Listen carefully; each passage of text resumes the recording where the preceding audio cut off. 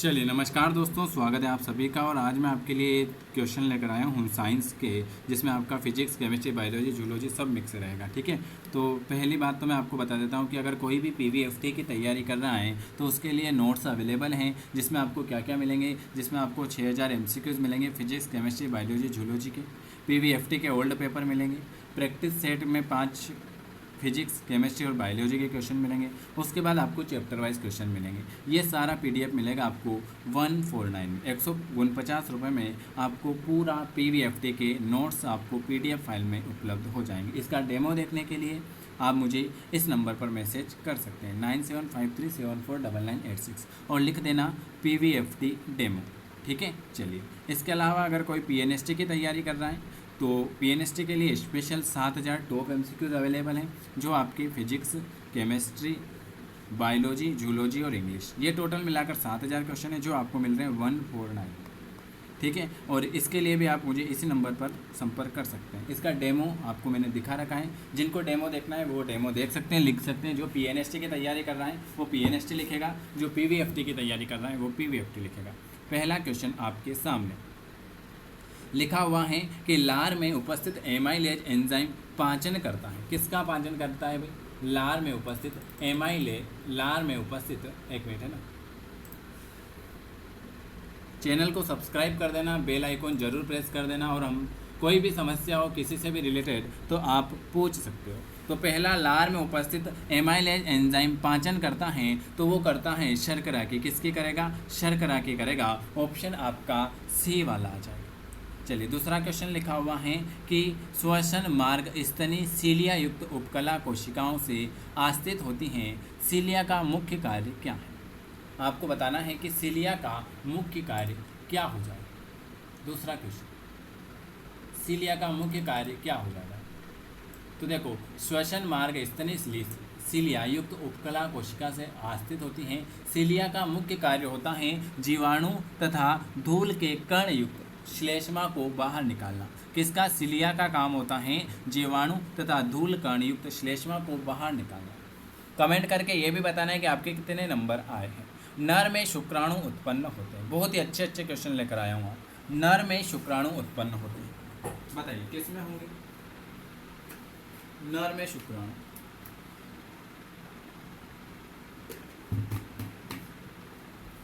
नर में शुक्राणु उत्पन्न होंगे। Very very good. वो जो उत्पन्न होंगे वृषण में हो जाएंगे। किसमें? वृषण में होंगे। नर में शुक्राणु जो उत्पन्न होते हैं वो वृषण में होंगे। अगला, वह सूक्ष्म जीव जो कि नाइट्रोजन स्थिरीकरण करता है। वह सूक्ष्म जीव जो कि नाइट्रोजन का स्थिरीकरण करता है वो कौन सा है? बताइए। वह सूक्ष्म जीव जो नाइट्रोजन स्थिरीकरण करता है।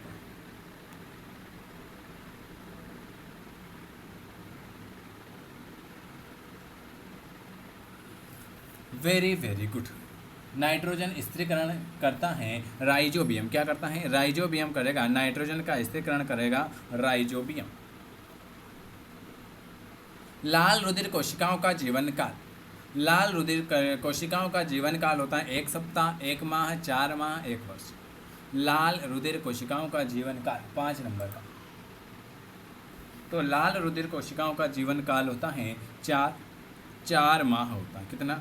4 माह होता है आपके लाल रुधिर कणिकाओं का 4 माह, 4 मंथ।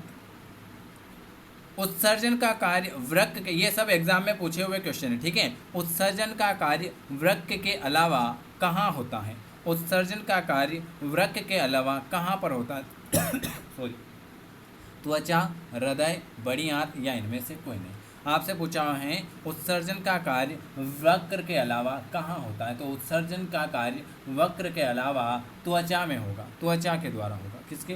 त्वचा द्वार में होगा। तंत्रिका तंत्र की संरचनात्मक और कार्यात्मक इकाई कौन सी है? ये क्वेश्चन तो सभी को याद है कि तंत्रिका तंत्र की संरचनात्मक और कार्यात्मक इकाई जो हो जाएगी वो हो जाएगी कौन सी? न्यूरॉन हो जाएगी। न्यूरॉन होती हैं तंत्रिका तंत्र की संरचनात्मक और कार्यात्मक इकाई। मुकुलन किस में अलैंगिक प्रजनन की विधि है? मुकुलन किस में अलैंगिक प्रजनन की विधि हो जाएगी? Planaria, hydra, rhizopus, amoeba. तो मुकुलन जो होता है, मुकुलन हाइड्रा में अलैंगिक प्रजनन की विधि है। हाइड्रा। अचानक होने वाले वंशागत परिवर्तन क्या कहलाते हैं? अचानक होने वाले वंशागत परिवर्तन क्या कहलाएं? Very good. अचानक होने वाले वंशागत परिवर्तन वो कहलाएंगे उत्परिवर्तन कहलाएंगे। क्या कहलाएंगे? उत्परिवर्तन कहलाएंगे। मांसाहारी प्रदर्शित होते हैं, मांसाहारी प्रदर्शित होते हैं प्राथमिक उपभोक्ता, दूसरा और तीसरा अपघटक या जंतु पल्लव। प्राथमिक उपभोक्ता कौन से होंगे?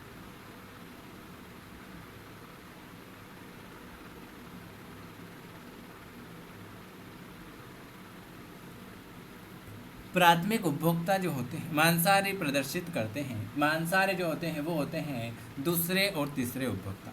दूसरे और तीसरे उपभोक्ता मांसाहारी होंगे। उच्च आवृत्ति की ध्वनि का तारत्व होता है, उच्च आवृत्ति की ध्वनि का तारत्व होता है। उच्च, कम, शून्य या अनंत। उच्च आवृत्ति की ध्वनि का तारत्व होगा कौन सा होगा? उच्च आवृत्ति की ध्वनि का तारत्व जो होता है वो हमेशा हमेशा उच्च होगा। कौन सा होगा? हमेशा हमेशा उच्च होगा। अगला क्वेश्चन, एक उदासीन वस्तु में क्या होंगे? एक उदासीन वस्तु में होते हैं ऋणात्मक आवेशों की तुलना में अधिक धनावेश, धनावेशों की तुलना में अधिक ऋणावेश, धनावेश और ऋणावेश या समान संख्या में परमाणु। तो एक उदासीन वस्तु में जो होता है, एक उदासीन वस्तु में जो होता है धनात्मक तथा ऋणात्मक आवेश समान संख्या में होते हैं। क्या? धनात्मक और ऋणात्मक आवेश समान संख्या में होंगे।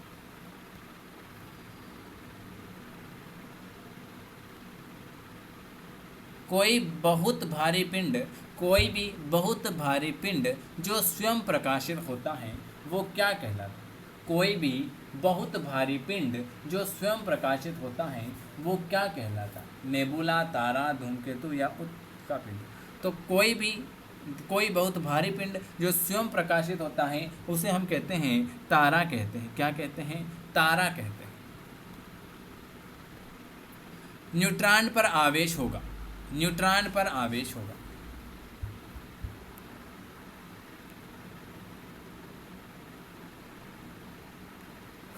न्यूट्रॉन पर आवेश होगा। Very very good. इनमें से कोई नहीं, इनमें से कोई भी आवेश नहीं होगा न्यूट्रॉन।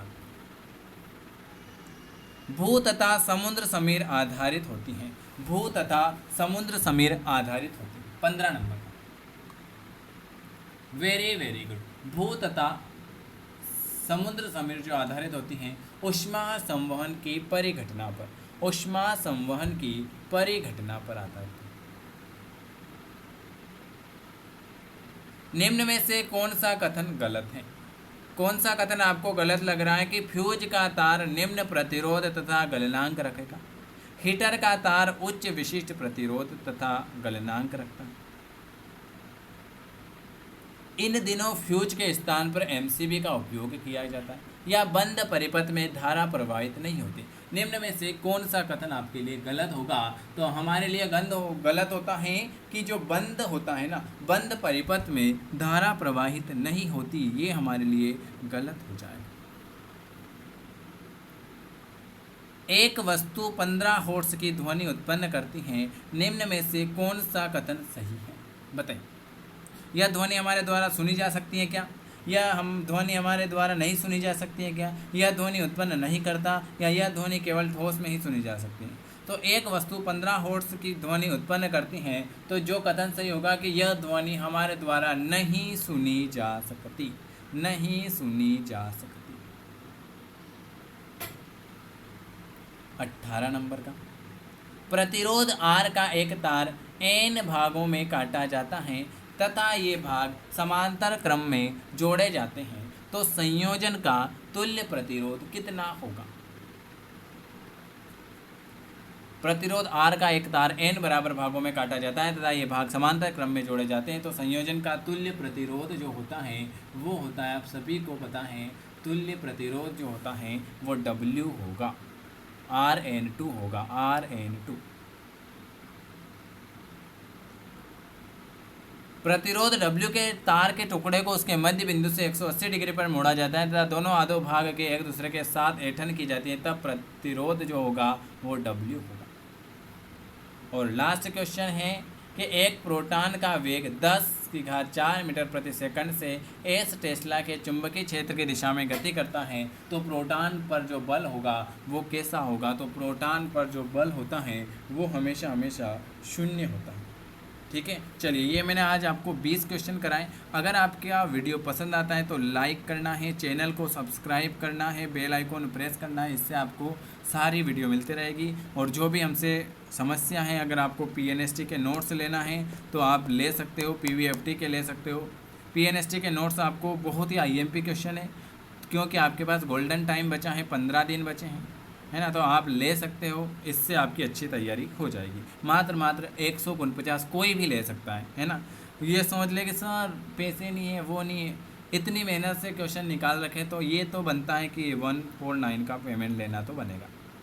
ठीक है, जिनको PVFT के लेना है PVFT के ले सकते हो 149। ठीक है, ये 20 में से क्वेश्चन बता देना। और कोई भी समस्या हो तो आप इस नंबर पर पूछ सकते हो, 9753749986 9753749986 पर आप पूछ सकते हो। वीडियो देखने के लिए आप सभी प्यारे भाई बहन का बहुत बहुत धन्यवाद।